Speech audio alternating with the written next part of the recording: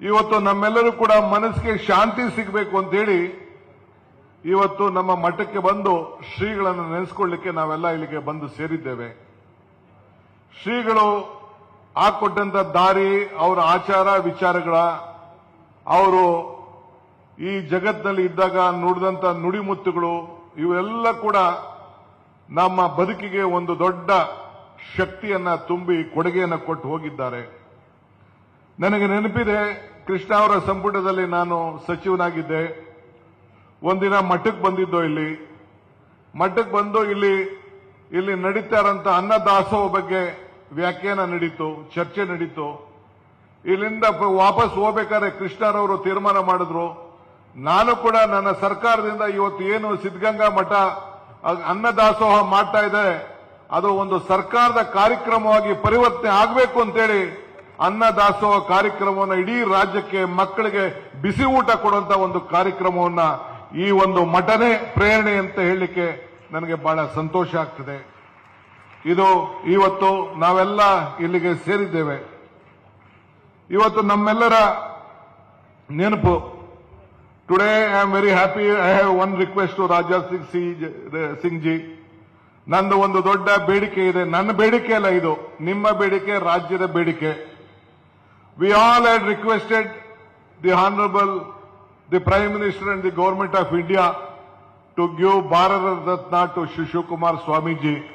This is the great one request on behalf of Government of Karnataka and all the people of the state, because ನೂರಾರು ಜನ, ಲಕ್ಷಾಂತರ ಜನ ರತ್ನಗಳನ್ನ, ಮುತ್ತುಗಳನ್ನ ಈ ಮಠದಿಂದ ತಯಾರು ಮಾಡಿ ಅಕ್ಷರ, ಅನ್ನ, ಜ್ಞಾನ, ಸಂಸ್ಕಾರ, ಧರ್ಮ ಇವೆಲ್ಲ ಕೂಡ ಬೋಧನೆಯನ್ನು ಮಾಡಿ ಕೊಟ್ಟು ಮನುಷ್ಯವನ್ನ ರೂಪವನ್ನ ಮಾಡಿದಂತ ಒಂದು ಪವಿತ್ರವಾದಂತ ಸ್ಥಳ.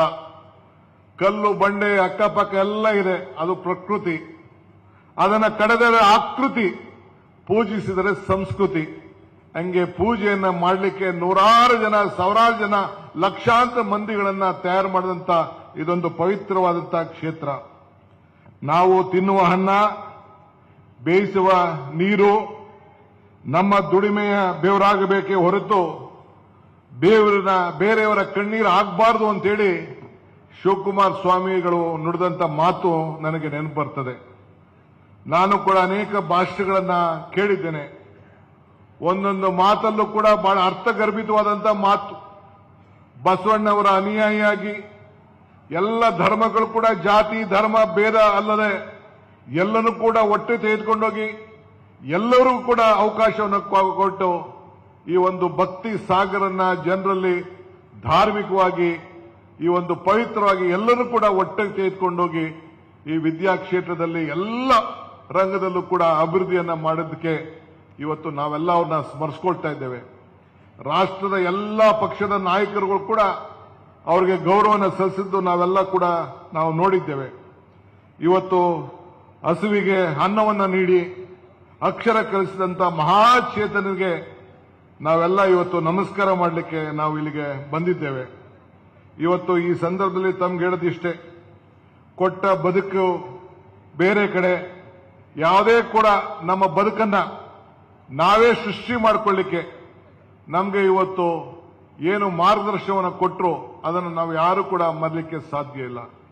ಈ ವೇದಿಕೆ ಇವತ್ತು ಶಿವಕುಮಾರ ಸ್ವಾಮಿಗಳು ಅವರು ನಡೆದಂತ ದಾರಿ ಇವತ್ತು ಹೇಳೋದಾದ್ರೆ, ನನ್ನ ಶಾಲಾ ಜೀವನದಲ್ಲಿ ನನಗೆ ನಮ್ಮ ಉಪಾಧ್ಯಾಯರು ಒಂದು ಮಾತನ್ನು ನನಗೆ ಹೇಳಿದ್ರು.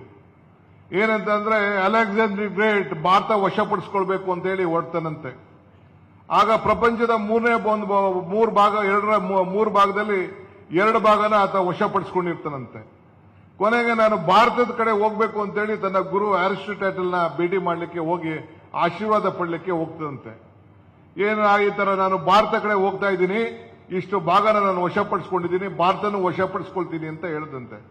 ಆಗ ತನ್ನ ಗುರು ಅರಿಸ್ಟಾಟಲ್ ಹೇಳಿದಂತೆ, ಬಾಪ ಇಲ್ಲಿ ನೀನು ಕೂತ್ಕೊ ಅಂತ ಕುಂಡಿಸ್ಬಿಟ್ಟು, ನೀನು ಭಾರತಕ್ಕೆ ಹೋಗ್ತಾ ಇದ್ದೆ, ನೀನು ವಾಪಸ್ ಬರ್ತೀಯೋ ನನಗೆ ಗೊತ್ತಿಲ್ಲ, ನೀನು ಬರೋದಾದ್ರೆ 5 ವಸ್ತು ತೆಗೆದುಕೊಂಡು ಬಾ ಅಂತ ಹೇಳಿದಂತೆ. ಏನು ಗುರುಗಳೇ 5 ವಸ್ತು ಅಂತ? ಒಂದು ರಾಮಾಯಣದ ಗ್ರಂಥ, ಮತ್ತೊಂದು ಮಹಾಭಾರತದ ಗ್ರಂಥ, 3ನೇದು ಕೃಷ್ಣನ ಕೊರಳು, 4ನೇದು ಗಂಗಾಜಲ, 5ನೇದು ಒಬ್ಬ ತತ್ವಜ್ಞಾನಿ, ಒಬ್ಬ ಶಿವಕುಮಾರ್ ಸ್ವಾಮೀಜಿ ಅಂತ 5 ಗ್ರಂಥ ಜೊತೆಯಲ್ಲಿ ಒಬ್ಬ ತತ್ವಜ್ಞಾನಿ ತೆಗೆದುಕೊಂಡು ಬಂದ್ರೆ ಇಡೀ ಭಾರತವನ್ನೇ ತೆಗೆದುಕೊಂಡು ಬಂದಂತೆ ಅಂತೇಳಿ ಅರಿಸ್ಟಾಟಲ್ ತನ್ನ ಗುರು ಅಲೆಕ್ಸಾಂಡರ್ಗೆ ಹೇಳಿದಂತ ಒಂದು ಮಾತು.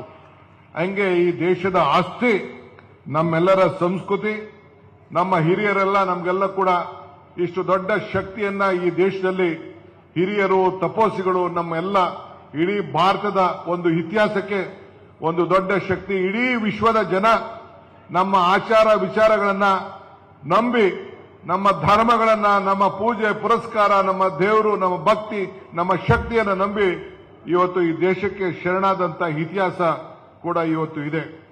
ಸೊ ಅಂಗಳಕ್ಕೆ ಆಚಾರವೇ ಆಶ್ರಯ, ಆಚಾರಕ್ಕೆ ಪ್ರಾಣವೇ ಆಶ್ರಯ, ಪ್ರಾಣಕ್ಕೆ ಜ್ಞಾನವೇ ಆಶ್ರಯ, ಜ್ಞಾನಕ್ಕೆ ಲಿಂಗವೇ ಆಶ್ರಯ, ಲಿಂಗಕ್ಕೆ ಜಂಗಮವೇ ಆಶ್ರಯ ಅಂತ ಹೇಳಿ ಇವತ್ತು ಗುರು ಹಿರಿಯರು ನಮಗೆಲ್ಲ ಇವತ್ತು ಹೇಳಿಕೊಟ್ಟಿದ್ದಾರೆ.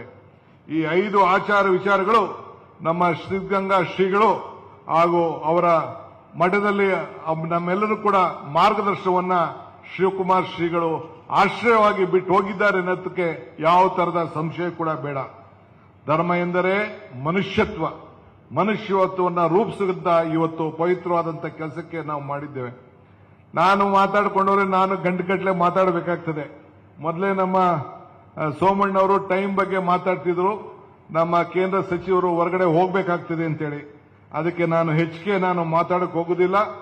ಇವತ್ತು ಮಹಾನ್ ಚೇತನ, ಮಹಾನ್ ವಾದಿ ಇವತ್ತು ಶಿವಕುಮಾರ್ ಸ್ವಾಮೀಜಿಗಳವರ ಆಚಾರ ವಿಚಾರಗಳನ್ನು ನಾವೆಲ್ಲ ಮುಂದಿಟ್ಕೊಂಡು ಹೋಗೋಣ. ಅದಕ್ಕೆ ಸರ್ವಜ್ಞ ಒಂದ್ ಕಡೆ ಒಂದು ಮಾತು ಹೇಳ್ತಾರೆ, ಯೋಗಿಗಳಿಗೆ ಕುಲವಿಲ್ಲ, ಆಶಕ್ಕೆ ತೊಲೆಕಂಬವಿಲ್ಲ, ಸ್ವರ್ಗಕ್ಕೆ ಮೇಲು ಕೇಳು ಇಲ್ಲ. ಹಂಗೆ ಈ ಮಠದಲ್ಲಿ ಬಡವ ಸಾಹುಕಾರ ಜಾತಿ ಧರ್ಮ ಇಲ್ಲದೆ ಎಲ್ಲನೂ ಕೂಡ ಮೂರ್ತಿ ಮಾಡಲಿಕ್ಕೆ ಒಂದು ಪ್ರಯತ್ನವನ್ನು ಮಾಡಿ ಒಂದು ದೊಡ್ಡ ಹೆಸರಿದೆ. ಅದರ ಹೆಸರಿನಲ್ಲಿ ನಾವು ನೀವೆಲ್ಲ ಸೇರಿ ಇದೊಂದು ಉಳಿಸ್ಕೊಂಡು ಈ ಸಂದರ್ಭದಲ್ಲಿ ಹೋಗೋಣ ಅಂತ ಹೇಳಿ, ಇಂಥ ಒಂದು ಪವಿತ್ರವಾದಂತಹ ಸಂದರ್ಭದಲ್ಲಿ ನಾನು ನಿಮ್ಮನ್ನೆಲ್ಲ ಭೇಟಿ ಮಾಡಿ ಶ್ರೀಗಳ ಆಶೀರ್ವಾದ ಪಡೆದು ತಮ್ಮನ್ನೆಲ್ಲ ಉದ್ದೇಶಿಸಿ ಮಾಡಿ ಈ ಒಂದು ಪವಿತ್ರವಾದ ಸಮಾರಂಭದ ಅಧ್ಯಕ್ಷತೆಯನ್ನು ವಹಿಸುವಂತ ಭಾಗ್ಯ ನನಗೆ ದೊರಕುತ್ತಲ್ಲ. ಅದಕ್ಕೆ ಶ್ರೀಗಳ ಪಾದಗಳಿಗೆ ಮತ್ತೊಮ್ಮೆ ನನ್ನ ಸಾಷ್ಟಾಂಗ ನಮಸ್ಕಾರಗಳನ್ನು ಅರ್ಪಿಸಿ, ಬೇರೆ ದಿನ ಬಂದು ಶಿವಕುಮಾರ್ ನಮ್ಮ ಸಿದ್ಧಗಂಗಾ ಶ್ರೀಗಳು ಮತ್ತು ನಮ್ಮ ದೇಶಿಕೇಂದ್ರ ಸ್ವಾಮಿಗಳು ಬೇರೆ ಸಂದರ್ಭದಲ್ಲಿ ಸಿಗ್ತಾರೆ. ಆಗ ಅನೇಕ ವಿಚಾರಗಳನ್ನು ನಿಮ್ಮ ಹತ್ರ ಎಲ್ಲ ಹಂಚಿಕೊಳ್ಳಿಕ್ಕೆ ನಾನು ಪ್ರಯತ್ನವನ್ನು ಮಾಡ್ತೇನೆ ಅಂತ ಹೇಳಿ ನನ್ನ ಮಾತನ್ನು ಮುಗಿಸ್ತೇನೆ. ಎಲ್ಲರಿಗೂ ನಮಸ್ಕಾರ. ಮತ್ತೊಮ್ಮೆ ಎಲ್ಲರೂ ಕೂಡ ಮಾನ್ ಶ್ರೀ ಶ್ರೀ ಶ್ರೀ ಶಿವಕುಮಾರ್ಗಳನ್ನ ಸ್ಮರಿಸಿಕೊಂಡು ನಮ್ಮ ನೆಮ್ಮದಿಯಲ್ಲಿ ಬದುಕೋಣ ಅಂತ ಹೇಳಿ ನನ್ನ ಮಾತನ್ನು ಮುಗಿಸ್ತೇನೆ. ನಮಸ್ಕಾರ. ಕನ್ನಡಿಗರ ಮೆಚ್ಚಿನ ನಿಮ್ಮ ನ್ಯೂಸ್ 18 ಕನ್ನಡ ಈಗ ವಾಟ್ಸ್ಆಪ್ನಲ್ಲಿಯೂ ಲಭ್ಯ. ಕರ್ನಾಟಕ ಮತ್ತು ದೇಶ ವಿದೇಶದ 360 ಡಿಗ್ರಿ ಸುದ್ದಿ ವಿವರವನ್ನ ನೀವು ನಿಮ್ಮ ಕೈ ಬೆರಳುಗಳಲ್ಲಿಯೇ ಪಡೆಯೋದಿಕ್ಕೆ ಈ QR ಕೋಡ್ ಅನ್ನು ಸ್ಕ್ಯಾನ್ ಮಾಡಿ. ನಮ್ಮ ಚಾನೆಲ್ ಅನ್ನು ಫಾಲೋ ಮಾಡಿ, ನೋಟಿಫಿಕೇಶನ್ ಆನ್ ಮಾಡಿ.